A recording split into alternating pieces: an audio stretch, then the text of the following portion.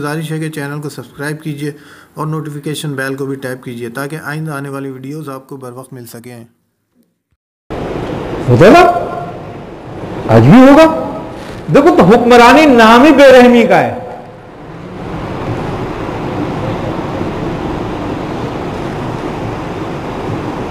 हुक्मरानी की जंग में रोहन का नाम की कोई चीज नहीं होती।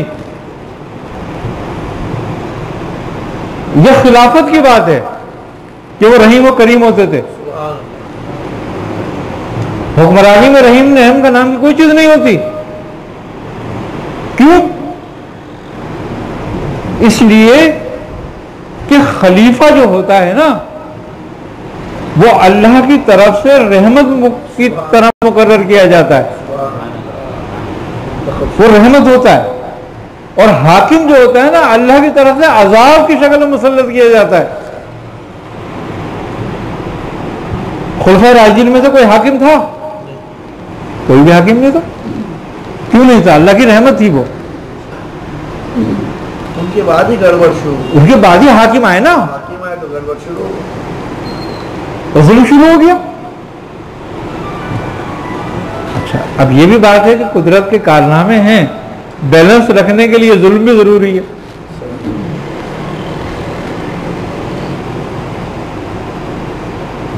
ये तो सब बैलेंस रखने वाली बात है। अब हम ये इल्जाम दें कि भी थानों का ये हाल है, कचोरियों का ये हाल है, इसका ये हाल है, उसका वो हाल है। भाई सबका वो हाल है, लेकिन तुम्हारा अपना हाल क्या है? एक बात है, आज की मैं बात कर रहा हूं, सबसे ज्यादा खरीदो फरोख्त, सबसे ज्यादा कमीशन और सबसे ज्यादा रस्सा कशी तुम्हें दीनदारों में और दीन के काम करने वालों में मिलेगी।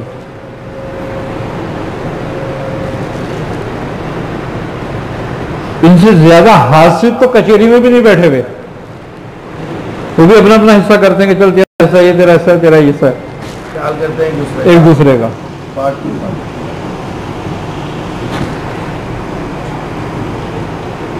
यहां तो हुकूमतें कायम कर ली है दीन पर, अजारादारी कायम कर ली है कि ये मेरी है, इसमें से तू कैसे पैसे ले गया, और अगर तूने ले लिया तो मेरा ताल्लुक तो ऐसे नहीं है, अब तू मुसलमान ही नहीं है, क्योंकि खाली मैं मुसलमान हूं।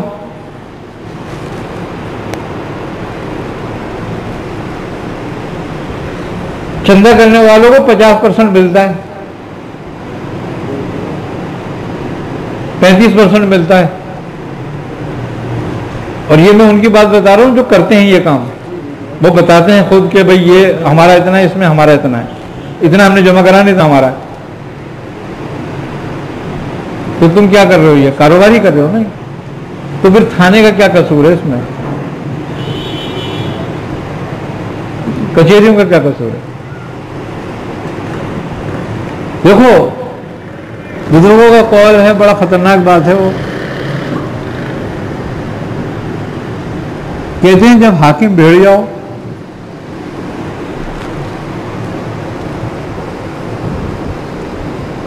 उमरा कुत्ते हो, कौवा काजी हो, और उलमा और सूफी गिद्ध हो,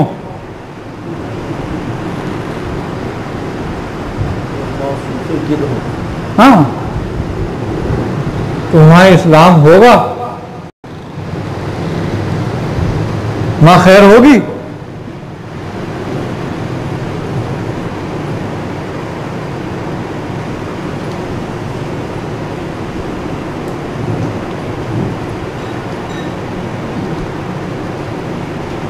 तो आज हम किसी को दोष नहीं दे सकते, हम दोष दे सकते हैं अपने आप को। गलतियां हमारी हैं, हमने अपने असलाफ के हज़रत उमर फारूक रज़ी अल्लाह ताला अन्हु ने हमें हुक्मरानी करने का तरीका सिखाया कि कैसे तरीका होता है हुक्मरानी करने का, और हुक्मरान को कैसे रहना है और उसके साथ अवाम को कैसे रहना है। और उसने अवाम का ख्याल कैसे करना है। बैतुल माल खुदा की अमानतों में से, हाकिम उस पर अमीन है, और जब दूध की रखवाली पे बिल्ला हो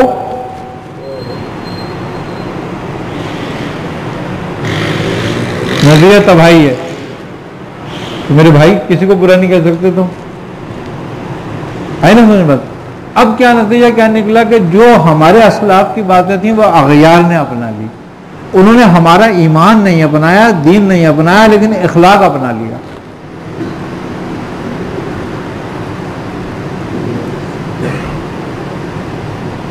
देखो इस्लाम 3 बातों पर ही है।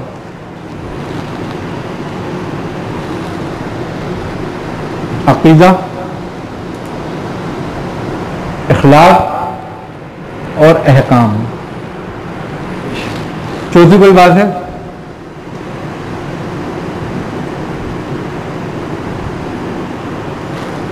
अकीदा इनफरादी फायदेमंद है। अकीदे का फायदा आखिरत का है और वो इनफरादी फायदेमंद है। मैं अगर सही दुरुस्त अकीदे पे हूं तो मेरे अकीदे का फायदा इन्हें नहीं होना, कभी भी मुझे ही होना है, और उसका दुनिया में मुझे कुछ फायदा नहीं होना, उसका आखिरत में ही फायदा होगा मुझे। तो वो तुम्हें आखिरत के लिए दे दिया, तो उसको यहां सुधार लो और उसका अजर वहां ले लो। ये तो हो गई एक बात। अहकाम का ताल्लुक दुनिया से है,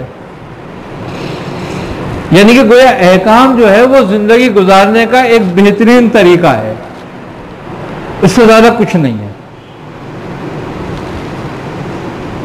कि इंसान जो है ये भी गोया हैवान में ही शामिल है, लेकिन जब ये अहकाम पर अमल करता है तो ये इंसान हो जाता है। वरना हैवान से ज्यादा इसका कुछ भी नहीं है। वो भी खाता है, उसको भी शहवत भूख की भी है और हर चीज की है, इसको भी यही है सब कुछ। फिर वो भी अपनी शहवत मिटाने के लिए अच्छा बुरा नहीं देखता, ये भी नहीं देखता, बल्कि वो तो कम तबाही करता है, ये ज्यादा करता है तबाही उससे।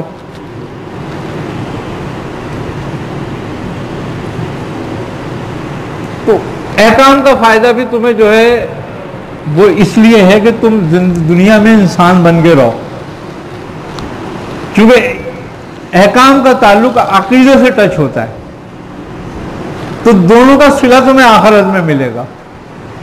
लेकिन दुनिया में तुम अहकाम के मुताबिक अगर रहोगे तो अमन से रहोगे, अच्छी जिंदगी गुजार लोगे। लेकिन इखलाक का ताल्लुक पूरे माशरे से है।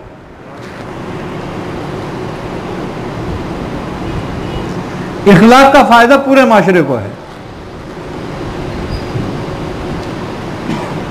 अब इखलाक में अहकाम की या दीन की बात नहीं रह गई, इसलिए क्या है हुदल लिन्नास, कि ये तमाम लोगों के लिए हिदायत है। क्यों? कि काफिर भी अगर इसके अखलाक पर अमल करता है तो फायदा उठाएगा। उठा रहे हैं, सबूत है। उनकी दुनिया अच्छी हो रही है, दुनिया अच्छी हो रही है, उनकी हर चीज महफूज हो रही है।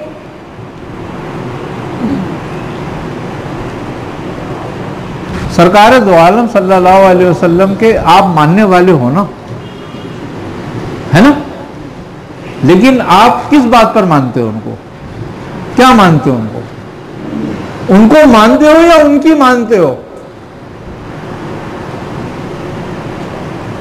अब रह गई उनको मानने वाली बात, तो कोई काफिर भी उनको मानते, लेकिन उनकी कौन मानता है? काफिर उनकी बात तो नहीं मानते, लेकिन उनको मानते हैं कि ऐसी हस्ती थी।